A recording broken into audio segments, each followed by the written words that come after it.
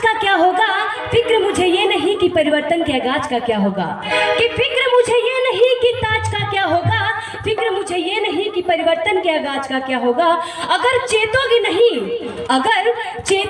ये मेरे बहुजन समाज के लोगों, तुम्हारी औलाद का क्या होगा। आप लोग विचार करेगा हमारी बातों पे, लेकिन कहना है।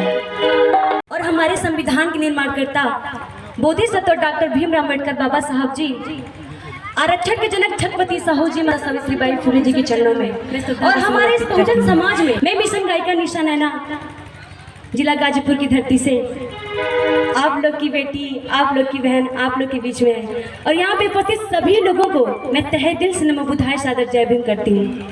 और बहुत ही अच्छा लग रहा है यहाँ पे हमारे जो कि सारनाथ से कुशीनगर तक धर्मचारिका चली है, हमारे यहाँ पे भंते जी लोग आए हुए जो कि पैदल यात्रा करके, मैं उनके सम्मान में एक छोटा सा स्वागत गीत सुनाना चाहूँगी।